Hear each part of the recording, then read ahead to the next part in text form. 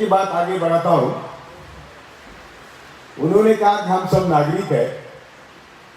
हम थोड़ा आगे जाके लास्ट 30 साल आप लोगों को बोल रहे हैं कि हम देश के मालिक हैं। फटा हुआ आदमी, फटा गरीब आदमी इस देश में जब पैदा होता है तो ये देश को टैक्स देना शुरू करता है। मैं हमेशा बोलता हूं कि जब ये देश का खजाना है तो सिर्फ इतना ये पूंजीवादियों का होता है, बाकी सब खजाना हमारे पैसे से होता है। तो पटवारी हो या कलेक्टर हो या प्राइम मिनिस्टर हो, सबके मालिक हम लोग हैं। लेकिन हम जानते हैं और हम मालिक क्यों नहीं हो सकते? तो हम संगठित नहीं। तो हम संगठित होना चाहिए। इसीलिए आज जो इतने अच्छे वक्ताओं ने भाषण किए, मैं तो सिर्फ आप लोगों को आशीर्वाद देने को आया हूं। मैं हर आंदोलन में हूं, लेकिन मुझे सवाल करते हैं कि ये आप एल्गार परिषद क्यों लेते हैं? ये नया पेशवाई क्या है? ये सवाल करते हैं। ब्राह्मण संघ के लोग मेरे घर आए परसों, मुझे लिखी निवेदन दिया और बोला कि ये हमको इसका उत्तर चाहिए। अभी देखो, इतने वक्ताओं ने जो भाषण किए उससे आपको पेशवाई मालूम हो गई कि नहीं? पेशवाई का अर्थ समझ गए कि नहीं? देखो कि बाबरी मस्जिद गिराई, उसके पहले और एक जन आंदोलन खड़ा हुआ था जयप्रकाश नारायण का। बीजेपी का कुछ नहीं था, 2 एमपी भी नहीं थे, उनको साथ लिया जयप्रकाश नारायण ने और उनको 3 मिनिस्ट्री मिली। एक एजुकेशन, दूसरा ब्रॉडकास्टिंग और तीसरा फॉरेन मिनिस्ट्री। एजुकेशन में उन्होंने लाया भविष्य और बाकी जो कुछ फालतू चीजें वो एजुकेशन में लाए। आईएमडी ने लाया रामायण महाभारत और हमारे भेजा सरा ने काम शुरू किया। और फॉरेन मिनिस्टर थे, उन्होंने आरएसएस के कार्यकर्ताओं को सबसे खतरनाक मोसाद नाम की संगठन है इसराइल का, उनके साथ जोड़ा। तो बराबर वो प्लानिंग करते हैं और हम लोग आपस में झगड़ते हैं। बाबरी मस्जिद ढाई और बाबरी मस्जिद ढाने का क्या हुआ? आज तक सभी कोर्ट उनके बाजू में। कोर्ट का कंटेम्प्ट करके, कानून व्यवस्था को तोड़मोड़ करके और संविधान की धज्जियां उड़ा के, वाजपेयी का भाषण है 5 दिसंबर 92 का रात का भाषण है कि बोलते सुप्रीम कोर्ट ने हमें कार सेवा की इजाजत दी है, लेकिन सुप्रीम कोर्ट ने ढांचा को हाथ नहीं लगाना ये भी ऑर्डर करी थी। वो बोलते ना, वो कहते हैं कार सेवा कैसे करेंगे? यहाँ तो नोकीले पत्थर है, ये सब डोम है जिसकी आप लोग, कई लोग बोलते हैं कि वाजपेयी बहुत अच्छे थे। बहुत ही क्रूएल आदमी था वाजपेयी। उसने भाषण क्या किया? भाषण किया कि ये नोकीले पत्थर है, ये डोम है, तो हम कार सेवा नहीं कर सकते। तो लोगों ने आवाज दी कि उसको हम डिसमेंटल करेंगे, तभी हम कार सेवा कर सकते हैं। इतना बोल के चले गए और बाद में जिंदगी भर कहते रहे कि मेरा कोई ढांचा गिराने से मेरा संबंध नहीं। तो इनका प्लानिंग आप सोचो। और सुप्रीम कोर्ट के ऑर्डर के बावजूद सुप्रीम कोर्ट ने कहा था कि आप ढांचे को हाथ नहीं लगाएंगे। तो इतने खूबी से भाषण करके दूसरे दिन तो क्या आप सब आपके सामने है, इतिहास है। लेकिन जो इन्होंने किया, गोधरा किया, गोधरा किसने किया, क्या किया, क्यों किया? लेकिन ये उनका एक पुलिस ऑफिसर, उन्होंने किताब लिखी है कि हम गोधरा का संबंध आईएसआई से लगा रहे थे, पाकिस्तान से लगा रहे थे। तो अडवाणी ने, मोदी ने बोला कि नहीं, लोकल मुस्लिम देखो। यानी कौन सा भी इन्वेस्टिगेशन, एक भी इन्वेस्टिगेशन, वहां का एटीएस प्रमुख बोलता है, गुजरात का एटीएस प्रमुख बोलता है कि एक भी इन्वेस्टिगेशन मोदी शाह के रेजिम में इंडिपेंडेंट हुआ ही नहीं और हो ही नहीं सकता। दूसरा, कई अभी सबूत है, आपने संजीव भट्ट पूछा, लेकिन मेरे पास वीडियो है बजरंगी करके, उसका वीडियो है। खुद मोदी का एक एमएलए बोलता है कि हमें 3 दिन आपको जो करना है करो, ऐसे मोदी की ऑर्डर थी गुजरात के बाद। तो उसका फायदा किसको हुआ? बाबरी मस्जिद का फायदा किसको है? अहमदाबाद राइट का फायदा किसको है? गोधरा का फायदा किसको हुआ? उसके बाद जो भी दंगे हुए, बॉम्बस्फोट हुए, बॉम्बस्फोट पे दाबी बोला कि बॉम्बस्फोट आरएसएस के कार्यकर्ता नहीं, नेताओं ने करे और मुस्लिमों का नाम लिया। फायदा किसको हुआ? तो ये पेशवाई है। मैं पेशवाई के एक ये बोल रहा हूं आपको, एक एक पहलू बोल रहा हूं, ये नहीं पेशवाई है। तो ये फायदा बाद में जो मोदी को प्रोजेक्शन मिला, जो भी किया मोदी ने, गुजरात में तो कुछ किया ही नहीं मोदी ने, तो भी गुजरात मॉडल जो मॉडल ही नहीं था, वो मॉडल हमको हमारे सर पर बिठाया, क्योंकि मनुवादी और मनीवादी लोग, जो मनीवादी मीडिया, जो मालिक है मनीवादी और मनुवादी चलाते हैं, तो कुछ भी न करके गुजरात मॉडल आया।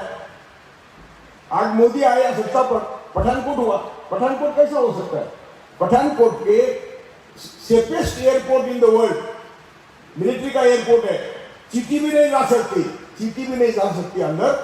वहां आतंकवादी आए और उनके आतंकवादियों के ये इसका तपास यानी जांच करने के लिए पाकिस्तान की एजेंसी बुलाई। बाद में उरी हुआ।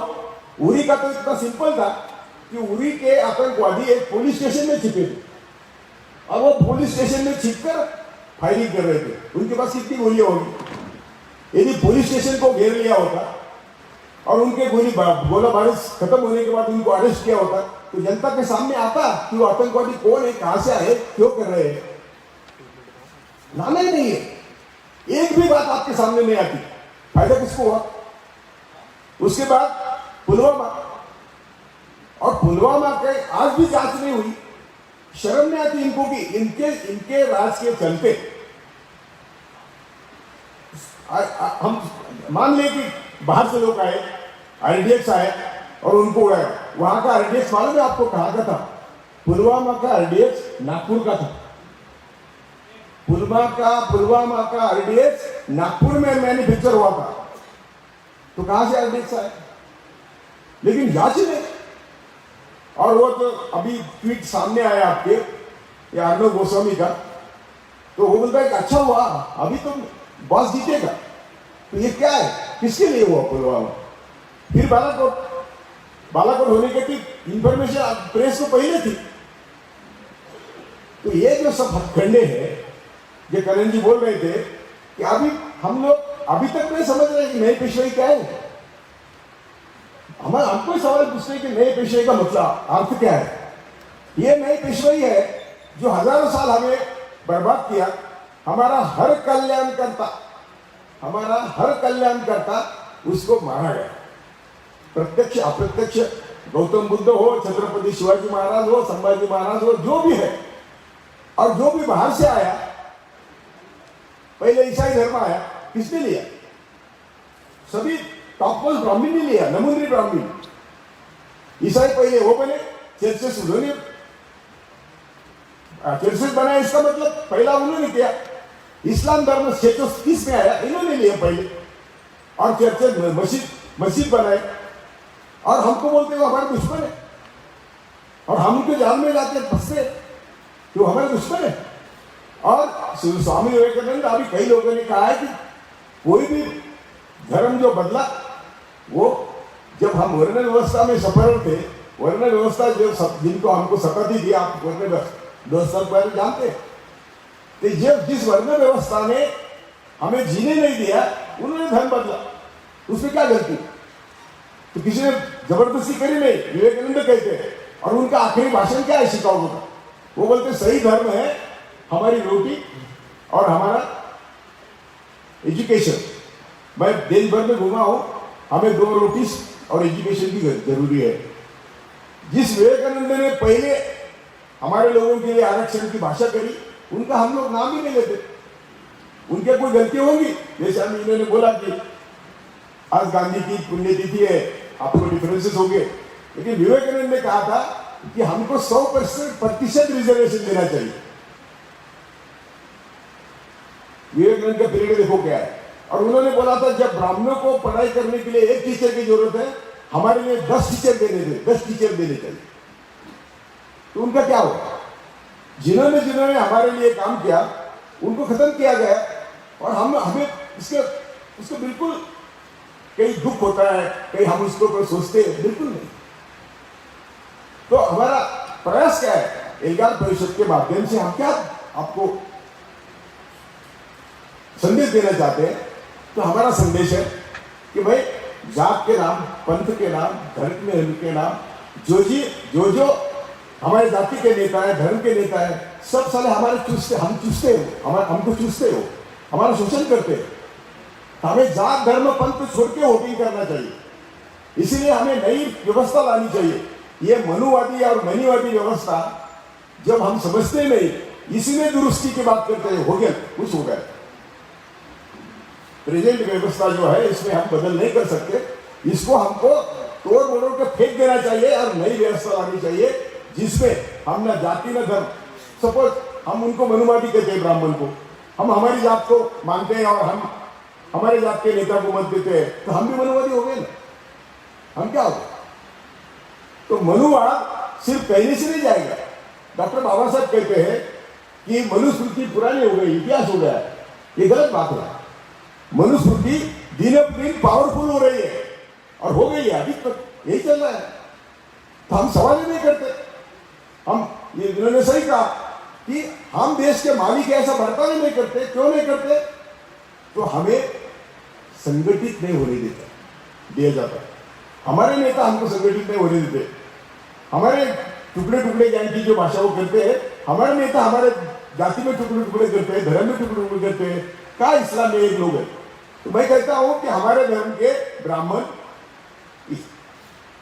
मुसलमानों के मौला मौलवी, क्रिश्चियनों के पादरा पादरी वो हमको चैन से रहने नहीं देते हैं, क्योंकि उनको अपने जाति के धर्म के नाम पे आपका शोषण कर रहे हैं। तो उन भले हम मंदिर में जाएंगे, मस्जिद में जाएंगे, चर्च में जाएंगे, नमाज पढ़ेंगे, जो करो, लेकिन उसका राजनीति में क्या संबंध है? जब तक हम ये नहीं सोचेंगे कि ये हमारा नेता क्या था। अभी एक मुझे ट्वीट आया है कि मुझे प्रोसिक्यूट किया है मध्य प्रदेश में। वो महाराष्ट्र में अभी नहीं कर सकते थे, तो मध्य प्रदेश में प्रोसिक्यूट किया है। ये आज के एलिगार परिषद का। तो हमने तो जब 47 साल के, जैसे आपने रिसिग्नेशन दिया, आप मुझसे युवा होंगे, लेकिन मैंने 47 साल में जब सीट छोड़ी थी तो मैंने स्लोगन दिए थे कि मैं ना पुलिस को डरूंगा, ना जेल को डरूंगा, ना मरने को डरूंगा। तो मेरा क्या ताकत बिगाड़ सकती है? तो ये स्लोगन मैंने आज तक रखी है।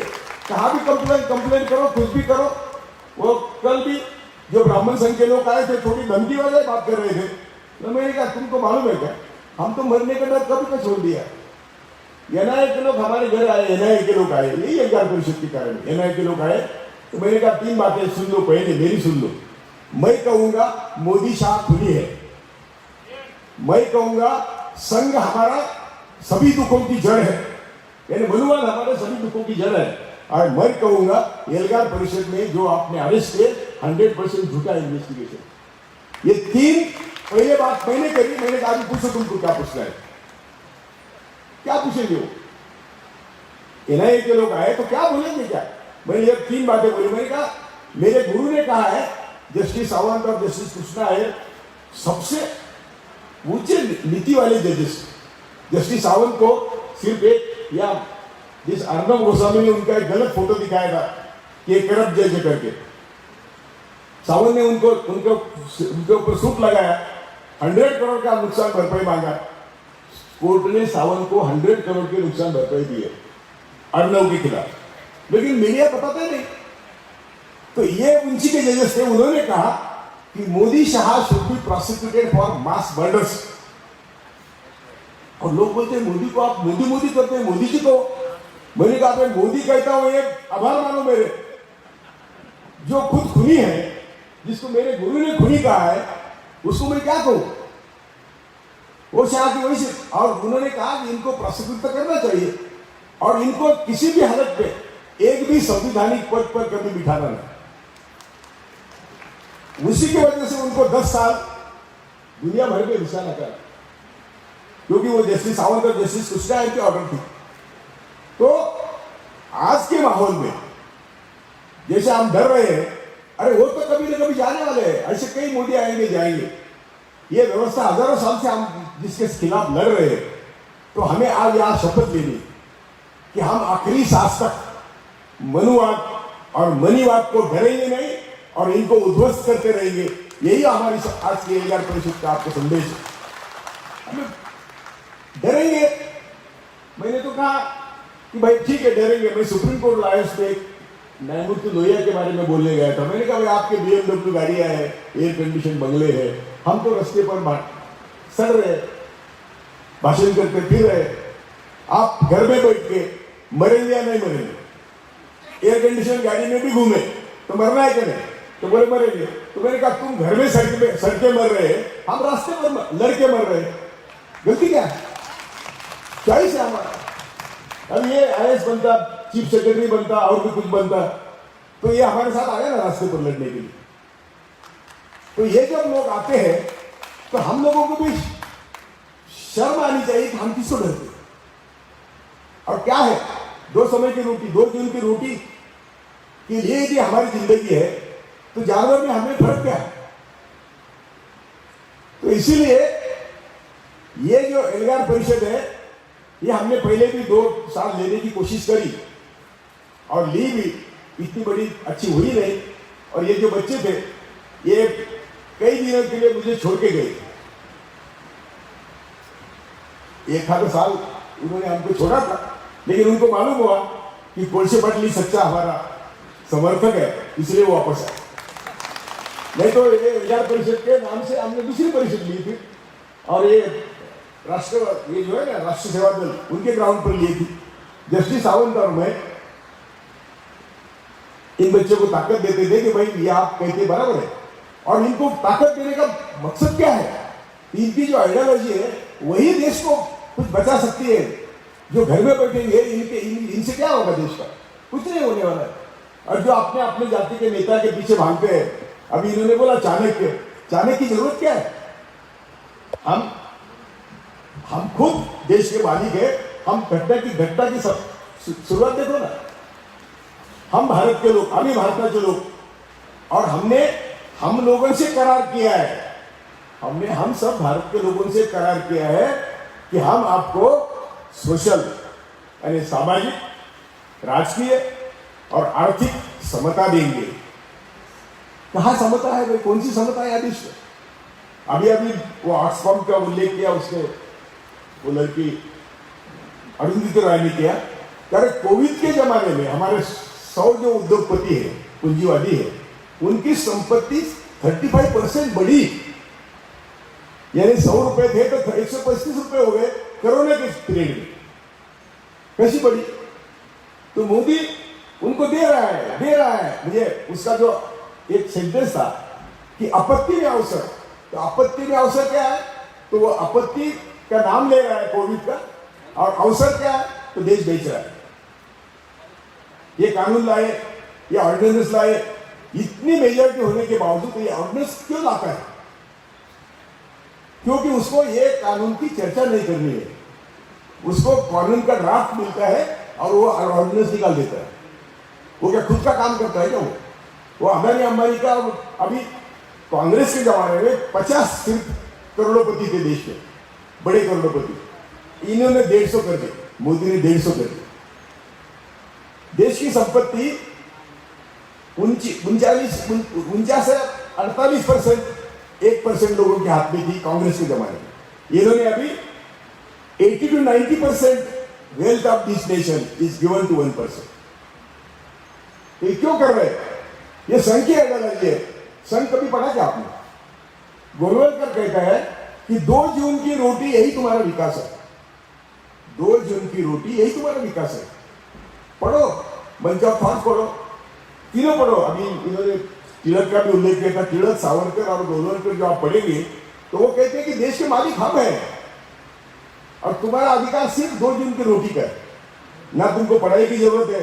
वो बोलते हैं स्टेट गवर्नमेंट की जरूरत ही नहीं, स्टेट गवर्नमेंट की जरूरत नहीं, एक एकानुचलित केंद्र सरकार चाहिए, बस हो गया, बाकी कोई जरूरत नहीं। वही मोदी ने किया ना, सब स्टेट को बाजू रखा है। स्टेट को ना GST देता है, ना उनके सवालों पर कुछ काम कर रहा है। कोविड का फंड वो खुद जमा करता है और स्टेट को बोलता है तुम देखो कोविड। अरे ये क्या हो रहा है?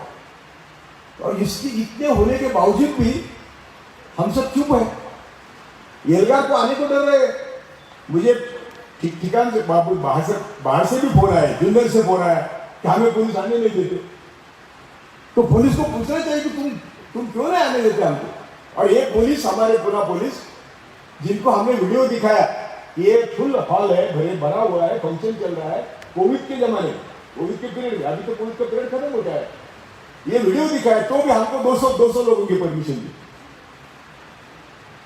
और फिर वो टीवी पर स्क्रिप्ट चली है कि यहाँ पुलिस का बहुत बड़ा पहरा है और 200 लोगों की परमिशन है, तो लोग घर में बैठे। लेकिन आज सोशल मीडिया के कारण हमारे वीडियो मैंने देखे, ये लोग जो हमारा सोशल मीडिया है, इनके वीडियो पे 25-25 हजार तक तो व्यूअर्स आए। तो ये यहाँ नहीं आए तो वो देख रहे हैं घर में। लेकिन ये कितने दिन चलेगा, ये कितने दिन चलेगा, हम क्यों सहते हैं। अरे खून करके आदमी जेल में जाता है तो उसको अच्छी तरह का सब स्टैंडर्ड है, मानवता का, मानव के जीने के लिए जो आवश्यक है वो सब उसको जेल में मिलता है। हमको मिलता है कि घर में मिलता है क्या? तो क्यों हम जेल को डरते हैं? सुबह मैं तो खुद रहा हूँ, पुलिस कस्टडी में रहा हूँ और जेल में भी रहा हूँ। तो सुबह अच्छी चाय मिलती है, जितनी चाय बड़ा गिलास मिलता है, 9 बजे फल दूध मिलता है, 11 बजे दूध, अच्छी बात, राइस, चपाती, सब्जी जो कुछ होता है, शाम को खाना होता है। इतना खाना तो हमारे गरीबों के घर में होता ही। और मैंने खुद गरीबी देखी है, हम 2 दिन के बाद एक बार खाते थे। तो मुझे यदि मालूम होता जेल में, तो मैं बचपन में जेल में जाते भाई। व्यवस्था के खिलाफ हमें, अरे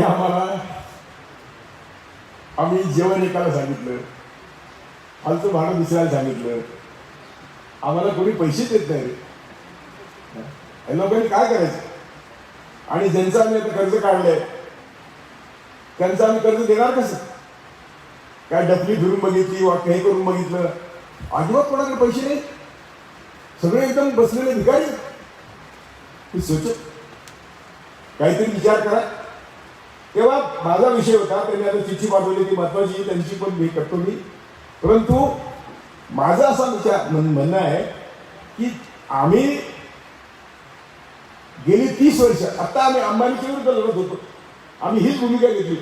आमची नेहमी भूमिका अशी राहिली आहे कि आम्हाला आमची मागणी मंजूर करा, नहीं तो आम्हाला जेलमध्ये टाका। हमारा हर आंदोलन इसी मुद्दे पर रहा है। अभी अंबानी के खिलाफ आप बैठे थे, 5000 लोग लेके बैठे, 1.5 महीना 2 महीने, और अंबानी ने जो हमारे लोगों की, किसानों की जमीन उसके कंपनी के नीचे है, सबको परमानेंट जॉब कबूल किया था, दिया नहीं। 30 साल लोग मैनेज होते गए, आंदोलन मैनेज होते गए, मैं गया, और अभी हमें 500-600 लोगों को नौकरी दी है। मोदी ने कानून ही बदला, परमानेंट नौकरी का नाम ही खत्म कर दिया। तो ये सब जो हो रहा है, अभी मैं किसानों को वही बोल रहा हूं कि चलो करोड़ों लोगों को जेल भरेंगे, कहां रखेंगे मोदी? कानून उसके बाप को बदलना पड़ेगा। आपस के झगड़े और मोदी की जो हथकंडे है, झंडा फहराया उसके आदमी ने, आरएसएस का आदमी है, उसके लोग जाके हमारे आंदोलकों पर हमला कर रहे हैं, पुलिस देख रहे हैं, और जब हमारे लोग रिटेलिएट करते तो उनको अरेस्ट कर रहे, और जो आए वो बाहर से उनको अरेस्ट नहीं कर रहे। तो ये जो चल रहा है, ये सबको हमें रोकना होगा। ये सबके खिलाफ हमें एकजुट, एक साथ होना जरूरी है। तो फिर से मैं कहता हूं कि हमारी गलती है कि हम सही रास्ते पर नहीं चले। और गलती क्या है कि हमारे धर्म के नेता, जाति के नेता, जो भी नेता है, उनको ठिकाने पर लाने का एक ही मार्ग है कि उनको हम सवाल पूछे कि भाई तू कल भिखारी था, आज तेरे बाप ने दी क्या मर्सिडीज तुझे, BMW किसने दी तुझे? तो हम बोलते हैं आप आगे बढ़ो, हम तुम्हारे साथ हैं। उस तुम्हारी लंगोटी भी उसने ली, तो तुम उसको बोलते आप आगे बढ़ो। तुम पूछो भाई मेरी लंगोटी कहाँ है? तो इसलिए मैं इनका ही भाषण का आगे बढ़ाया कि हम सवाल नहीं करेंगे और हम डरेंगे तो घर में सड़कें मरेंगे। हम सवाल करेंगे तो हमारी हिम्मत बढ़ेगी रास्ते पर। अरे जब सभी संस्थाएं आवारा हो गए, संवैधानिक संस्थाएं सब आवारा है। सब ब्राह्मणवादियों ने उस पर कब्जा किया है। और जब हमारे करोड़ों लोग पैदल चल रहे हैं तो सुप्रीम कोर्ट को अटॉर्नी जनरल बोलता है कहाँ है, कोई पैदल चला नहीं। तो क्या सुप्रीम कोर्ट को आंखें नहीं, उनको दिख नहीं देता था कि करोड़ों लोग पैदल चल रहे हैं? तो ये हो रहा है। तो कोई मोदी को ना जुडिशरी सवाल करती है, ना पब्लिक सवाल कर रही है, ना अपोजिशन सवाल कर रहा है, तो मोदी तो बेलगाम हो गया। तो ये जो बेलगामी है, तो भले जो भी सत्ता पर थे, विरोधी पक्ष में अब ये है, उनके भी फायदे मोदी के पास होगी। लेकिन हमारे जैसे रास्ते पर लड़ने वाले फटे लोग हैं, फटे फकीर है, उनका क्या है उनके पास? सिर्फ वो मारेंगे ना। तो मरने में जो जिसको बोलते हैं मान है, वो घर में सड़ने में मान है क्या? और फिर हम अगली पीढ़ी को क्या बोलेंगे कि हम घर में चुप बैठे सड़ के मरे, इसलिए आपको अभी भोगो, आप भुगतो। ये बोले कि हमारे बेटे को हमारे घर में अभी आमच्याकडे तर नातवंड परतोंड आली, त्यांना काय सांगणार ना की आम्ही घरात बसून आरामात बसलो म्हणून आम्हाला तुम्हाला हे दिवस भोगा आता तुम्ही। तर माझी विनंती आता की एल्गार परिषदेच्या माध्यमातून आमचा मेसेज आहे, आमचा संदेश आहे की तुमच्या दुःखाचं गोड या व्यवस्थेत आहे आणि ही व्यवस्था उलटून टाकण्यासाठी तुम्हाला बाहेर आलं पाहिजे। एक मौला मौलवी, एक पक्षाचा पुढारी, संघ आमच्या दुःखाचं मूळ है, सांगायला तयार है। कोई बोलता ही नहीं कि हमारे सभी दुखों की जड़ सिर्फ संघ की जहरीली विचारधारा है। और संघ में बहुत चंद लोग हैं, कोई थोड़े से कुरैशी कि यूरेशिया से आए लोग हैं, बस उनका परसेंटेज इवन 0.1001% भी नहीं, यानी लाख में एक। लेकिन वो सब देश को सड़ा रहे और हम सड़ रहे। ये बाकी के ब्राह्मण उनको मालूम ही नहीं, लेकिन उनको मुनाफा फायदा मिलता है। अरे पेशवाई में एक चित्पावन ब्राह्मण छोड़ के बाकी सब ब्राह्मण, उनकी औरतें, उनकी क्या हालत थी, ये बाकी ब्राह्मणों को बोलो पढ़ो, लोग हितवादी की शतपत्र पढ़ो और जो भी पेशवाई का इतिहास है पढ़ो। हमको तो तकलीफ हुई, लेकिन तुम्हारी वाइफ भी सुरक्षित नहीं थी, तुम्हारी मां भी सुरक्षित नहीं थी, बाकी ब्राह्मणों को बोलो, वो हमसे झगड़ते। तो जो एक तबका है वो सबको सड़ा रहा है और हम सब सड़ रहे हैं। तो आज हम यहां से जाते हुए समय ये मनुवादी सोच और मनीवादी, आज मोदी ने चंद उद्योगपतियों के पास 500 लाख करोड़ की संपत्ति दी है, 500 लाख करोड़। तो हमने बोला कोविड के समय डिफिकल्टी में देश, सिर्फ इनके ऊपर 2% कोविड टैक्स या वेल टैक्स कुछ तो बिठाओ, तुमको 10 लाख करोड़ मिलेंगे, 20 लाख करोड़ मिलेंगे। कोविड के लिए पैसे, हमारा रोटी, कपड़ा, मकान, स्वास्थ्य, शिक्षा फ्री में देने के लिए सरकार के पास पैसा है, फ्री में सब। अंबानी को भी हम राशन फ्री में दे सकते हैं। हमारा कारपोरेट टैक्स दुनिया में सबसे कम है, 17% हमारा कारपोरेट टैक्स है, जबकि अमेरिका का तो 35% या 40% है। 40%, 17 से 40% पर हम टैक्स बिठाएंगे तो ये जो है ये नीचे आएगा। और ये इसमें दिक्कत क्या है? लेकिन संघ क्या आइडियोलॉजी कि तुम्हें सिर्फ 2 जून की रोटी का अधिकार है, बाकी संपत्ति का अधिकार सेठ जी बच्ची का है। हमारी जापान और फ्रांस में मेरे ख्याल से मरने के बाद हमारी जो स्टेट होती है उसके ऊपर सरकार का 50% टैक्स है, 50%। यानी अंबानी की संपत्ति 100 करोड़ की होगी तो 50 करोड़ तो सरकार लेगा मरने के बाद। तो लोग ज्यादा संपत्ति जमाते नहीं, इकट्ठा नहीं करते। सरकार को 50% देनी है तो लोगों को दे दो। तो यदि वो भी बिठाते हैं तो हमारे सबके घर, सबका पानी, जो भी है हमको मानवता के लिए, जीने के लिए भी जो भी जरूरी चीजें है वो हम सबको मिलती है। इसलिए बाबा साहब ने संविधान में हमारे जरूरी चीजों के लिए इंतजाम किया था और वो फंडामेंटल राइट में किया था। लेकिन उस समय बाबा साहब वो फंडामेंटल राइट में नहीं ला सके, इसलिए उन्होंने वो मार्गदर्शक तत्व में लाया। and it started immediately. Directive principle में आया और उसको हम कोर्ट में उसके खिलाफ नहीं जा सकते, इसीलिए हमारी ये हालत है। मैं आप सबको विनती करता हूँ कि डरो मत। Okay, internet is gone. Jail में खून करके जाएंगे तो भी मैं नहीं कहूँगा खून करें। अरे जो जिनके डीएनए में हिंसा है, जिनके डीएनए में हिंसा है, जिन्होंने हजारों साल सिर्फ हिंसा की, वो हमको अहिंसा का पाठ पढ़ाते, लेकिन हम अहिंसा से ही चलेंगे। देखो इसी सेंटेंस को वो तोड़ मरोड़ के हमको प्रोसिक्यूट कर सकते। हम अहिंसा और संविधान के तहत ही हमेशा जाने को बोलते हैं, लेकिन मैं बोला कि जिनकी सिर्फ डीएनए में हिंसा है, हमेशा उन्होंने हिंसा करी। अभी मैंने जब बाबरी मस्जिद से आज तक बोला हिंसा ही है ना।